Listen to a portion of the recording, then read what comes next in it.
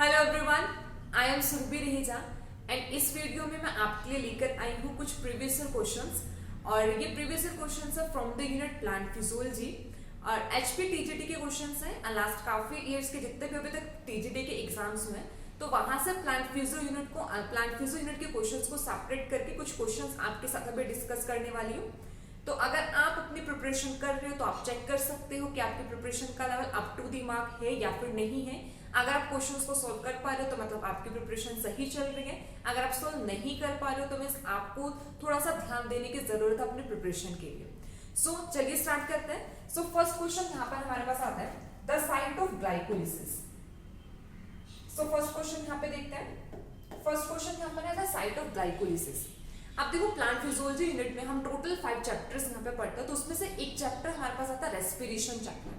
Respiration chapter में सबसे important वहां पे क्या होता है कि हम यही देखते हैं कि कार्बोहाइड्रेट कैसे ब्रेक होते हैं। तो ग्लाइकोलिसिस क्या है? ग्लाइकोलिसिस एक प्रोसेस है जिसमें कार्बोहाइड्रेट ब्रेक होते हैं, राइट। ग्लाइकोलिसिस के बारे में सबने पढ़ा होगा कि ग्लाइकोलिसिस क्या है। लाइसिस का मतलब भी क्या होता है? Break down. तो ग्लाइको मतलब कार्बोहाइड्रेट का ब्रेक होना, ठीक है। तो ग्लाइकोलिसिस में क्या होगा, ये हमारा इनिशियल स्टेप होता है जब भी हम रेस्पिरेशन पढ़ते हैं, एरोबिक रेस्पिरेशन हो या फिर एनारोबिक रेस्पिरेशन। तो फर्स्ट स्टेप वहां पर क्या होगा, ग्लाइकोलिसिस होगा ही होगा।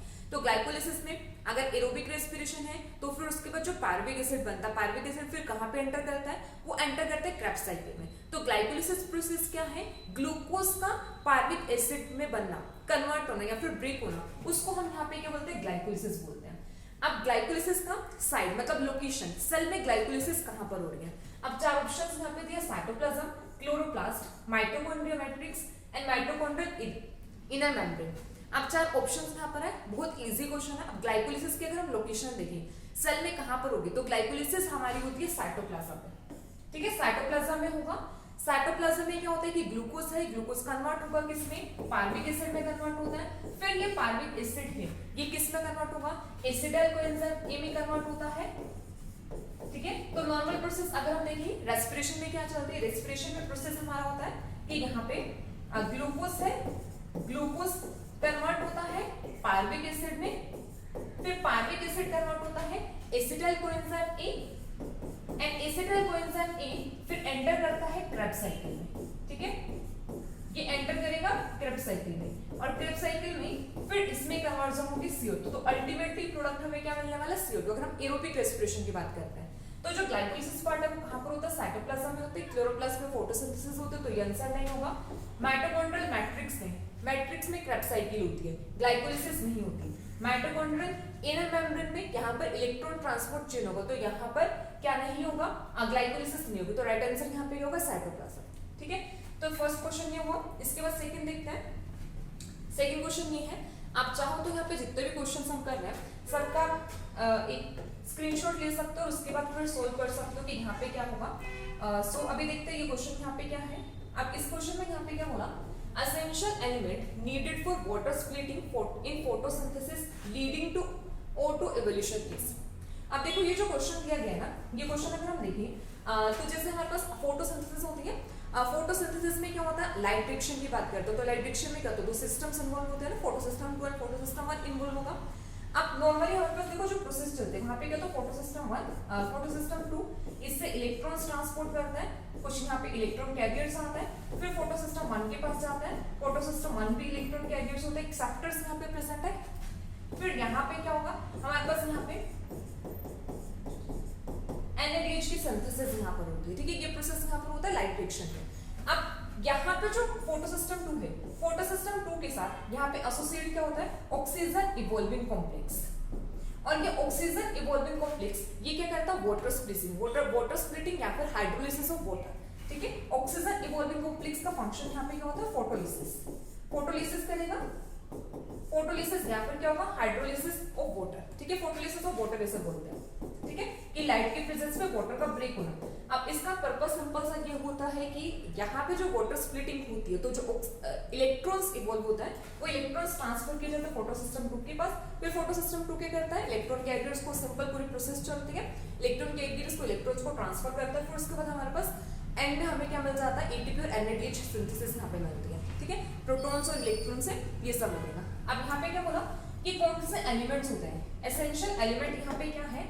जो हमारे रिक्वायर्ड होंगे वाटर स्प्लिटिंग के लिए। अब चार ऑप्शंस यहाँ पर है, molybdenum, manganese, magnesium and potassium. अगर आपने ऑक्सीजन इवॉल्विंग कॉम्प्लेक्स के बारे में डिटेल में पढ़ा हो तो वहां पर हम देखते हैं कि तीन एसेंशियल एलिमेंट होते हैं, ठीक है, ऑक्सीजन इवॉल्विंग कॉम्प्लेक्स के लिए। और वो तीन एसेंशियल एलिमेंट होते हैं मैग्नीशियम, कैल्शियम एंड क्लोरीन। ये तीन एसेंशियल एलिमेंट है, मैग्नीज, कैल्शियम एंड क्लोरीन, ठीक है। मैग्नीज है, कैल्शियम एंड क्लोरीन, तो इसमें से राइट आंसर यहाँ पे क्या हो जाएगा, मैग्नीज, ठीक है। तो इसका राइट आंसर यहाँ पे क्या होगा, मैग्नीज यहाँ पर होगा। सो नेक्स्ट देखते हैं, नेक्स्ट क्वेश्चन यहाँ पर है, which of the following is formed during photorespiration? So next question photo respiration से है। फोटो रेस्पिरेशन क्या होता है, ये हमारे पास एक C2 साइकिल है, C2 साइकिल यहाँ पर होते हैं, ठीक है। C2 साइकिल है और ये एक वेस्टफुल प्रोसेस होती है क्योंकि यहाँ पे कोई भी शुगर की सिंथेसिस नहीं होती, कोई भी एनर्जी मॉलिक्यूल यहाँ पे नहीं बनता, इसलिए इसको वेस्टफुल प्रोसेस बोला जाता है, ठीक है। C2 साइकिल, और C2 साइकिल जो देखने को मिलती है, ये देखने को मिलती है C3 प्लांट्स। C3 प्लांट्स में क्या होता है, C2 साइकिल होता है। तो अब और जो फोटो रेस्पिरेशन है, अगर थोड़ा सा और डिटेल देखें तो यहाँ पे तीन ऑर्गेनेल्स होते हैं जो इन्वॉल्व होते हैं। थ्री ऑर्गेनेल्स यहाँ पे कौन कौन से, क्लोरोप्लास्ट आता है, पेरोक्सिसोम आता है एंड माइटोकॉन्ड्रिया। ये तीन ऑर्गेनेल्स होती हैं जो फोटो रेस्पिरेशन में इन्वॉल्व होती है, क्लोरोप्लास्ट, पेरोक्सिसोम एंड माइटोकॉन्ड्रिया। अब इनमें क्या बोला कि यहाँ पे इसका प्रोडक्ट यहाँ पे क्या होगा, ठीक है, फोटो रेस्पिरेशन का प्रोडक्ट। अब C2 साइकिल क्यों बोला जाता है, क्योंकि 2 कार्बन प्रोडक्ट वहां पे बनेगा। अब ऑप्शंस क्या है, फॉस्फोग्लाइकोलेट, NADPH, ऑक्सैलोएसिटेट एंड शुगर। अभी बोला कि ये क्या है, फोटो रेस्पिरेशन एक वेस्टफुल प्रोसेस है, तो शुगर नहीं बनेगा, कोई भी एनर्जी मॉलिक्यूल यहाँ पे नहीं बनता है।